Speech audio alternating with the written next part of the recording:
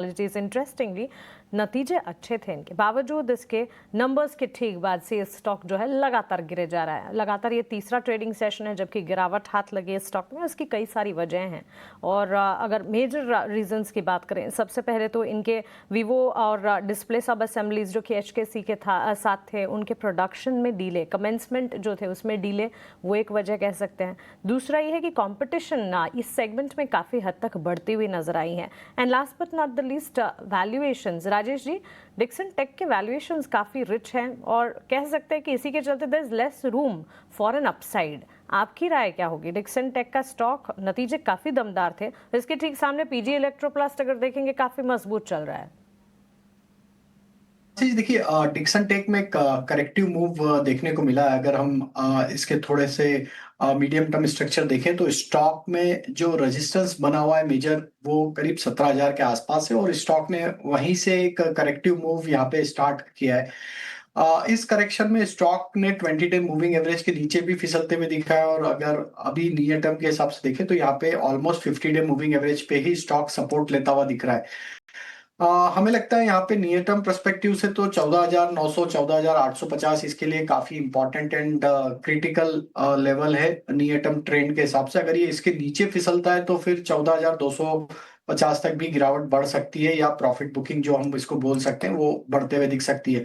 Long term structure bullish है तो यहाँ पे अगर 14,250 14,500 के आसपास ये स्टॉक मिलता है तो वो एक अट्रैक्टिव लेवल होगा अगर किसी को थोड़ा सा लॉन्ग टर्म पर्सपेक्टिव से बाय एंड एक्यूमुलेट करना है तो।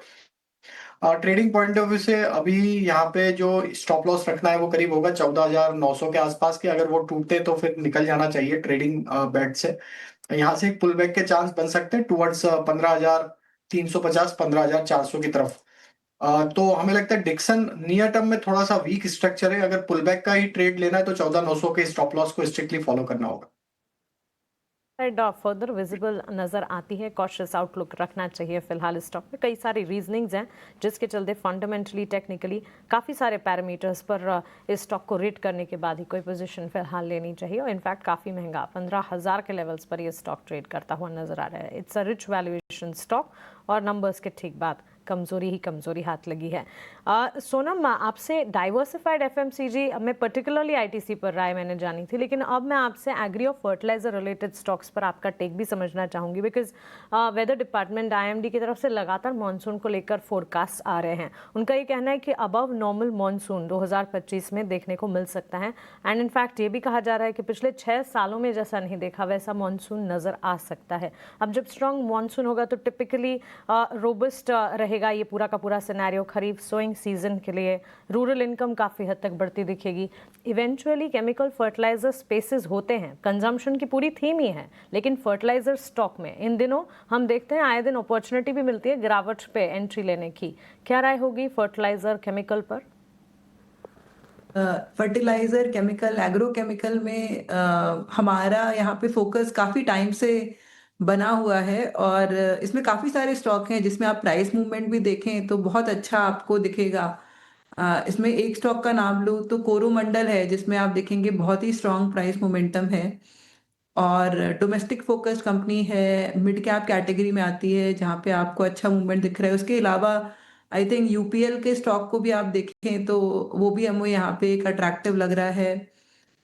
इसके अलावा रूरल सेगमेंट से रिलेटेड और स्टॉक्स की बात करें तो स्वराज इंजन से एक स्टॉक है जो जो ट्रैक्टर मैन्युफैक्चरिंग का स्टॉक है जो जिसमें हमारा एक वहाँ पे फोकस बना हुआ है।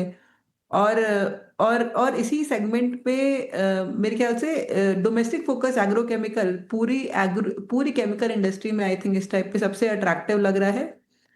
और भी जैसे आपने बोला कि इससे रिलेटेड जो सेगमेंट है जिसमें अगर आप कुछ एफएमसीजी स्टॉक्स का भी नाम ऐड कर सकते हैं क्योंकि रूरल ग्रोथ जब होती है तो वहां पे भी एक अच्छा आपको ट्रेंड मिलता है, तो वहां पे भी आपका अटेंशन होना चाहिए।